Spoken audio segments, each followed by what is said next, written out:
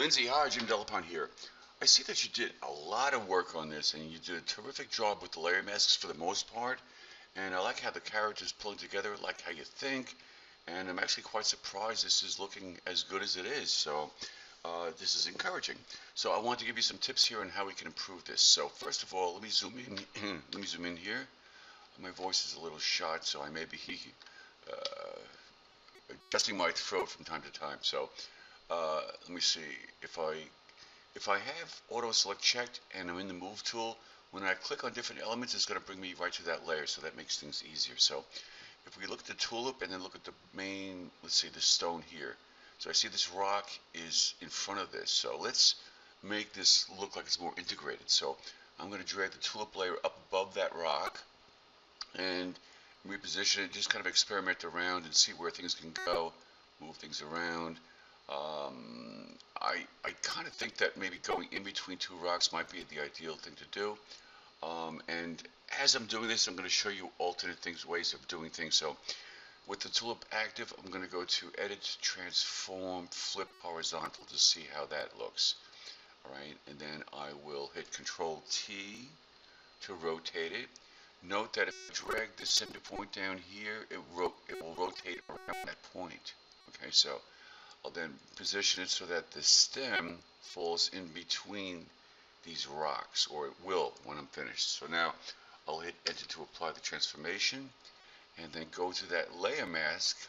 And this is where the layer masks come in handy. This is where you can take advantage of them. You never want it to delete any pixels.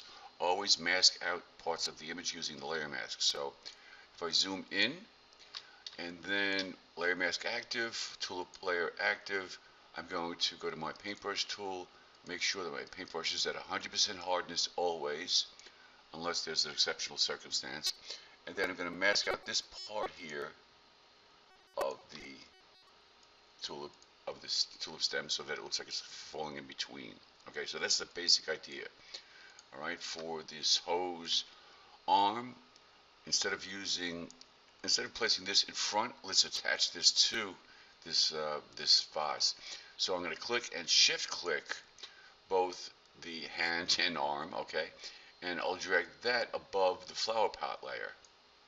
Okay, so now with the arm active, I'll call it the arm, the hose, and the layer mask active, and of course we'd want to position this accordingly, but I like this position. But let's see, let me just drag this up here a little further. And maybe hit Control T to scale this up a little bit. So I'll drag the center point here and then click on any corner and start dragging outward. And as I'm dragging, I'm holding down Shift to constrain and Alt to scale out from that center point. So I'll just scale it up a little bit. Hit Enter to apply, zoom in, and then select the hose. So the hose is this layer here. And then select the layer mask for the hose, go back to my paintbrush, and let me hide and show.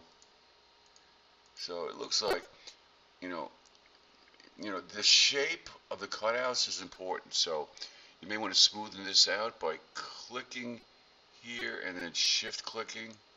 It creates a straight line. You never want to click and drag using the mouse because your hand will cramp up. Okay.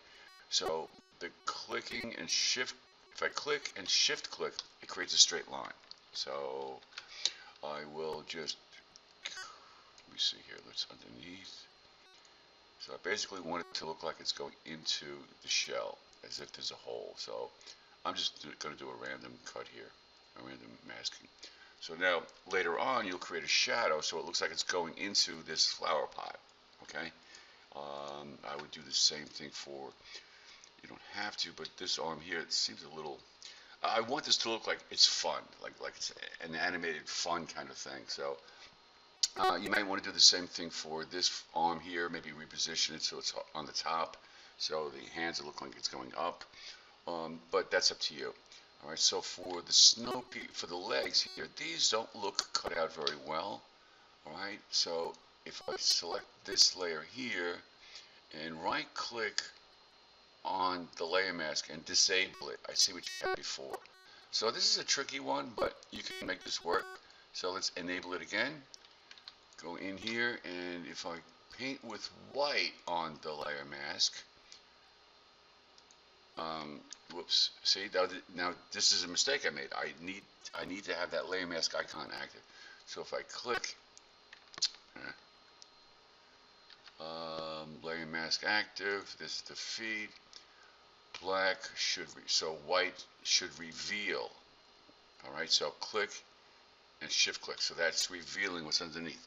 So what you should do is use black, an appropriate size brush. The left bracket key reduces the brush size automatically, the right bracket key increases it. Okay, so get an appropriate size brush, click and shift click. Look at the edge of your cursor of the circle for the icon, and you'll get a perfectly straight line. Okay, so that's what you could do with these other elements here. Okay, now with this, okay, it's upside down. That's okay. But with this one, this looks like it was flipped. So let's take a look at this one here, and I will hit Control T and just fiddle around with this. Let's see here. Let me just rotate this around this point here, and then I will go to Edit, Transform, Flip Horizontal. Okay, so now this reads correctly.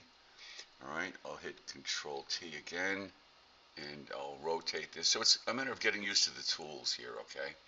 And perhaps I'll place this somewhere up here, and then hit Enter, and then drag this above. I want to drag it out of this folder here, and I appreciate the fact that you created folders. And then drag this above your torso vase, which is up here. Okay, so now I'll zoom in and then position this accordingly, perhaps like right here. Okay, and then I will go to my layer mask, paintbrush, and then let me first mask out part of this. Okay, so now I can see it. Now go in with white and kind of bring it back. Alright, small paintbrush, left bracket key, make it look like it's going underneath that green roping, but whatever you call it. Okay, so and then I would make the legs even. So black again. X is a quick shortcut to swap back and forth. Okay, increase my brush size, and then just mask out the bottom portion. Click and shift click, click and shift click. Okay, create straight cuts, and something like that. Okay, so I'm just throwing out different ideas. You did a great job with the layer masks. Next step is we'll create shadows, but you know, get this so that it looks like it's all a unified element by placing, by attaching the hose as an arm and so on and so forth. I see you have these labeled as eyes. I don't know how. These are just kind of randomly placed in there. It's kind of odd. You having them as being eyes, but they're just kind of stuck on there. I don't know, you may want to just, I mean, these don't represent eyes, so these are kind of random shapes, but you may want to, I don't know what that is. It looks like a little, one of those little blocks for a Scrabble, is it? So if I place this up here, let me scale this up a little bit.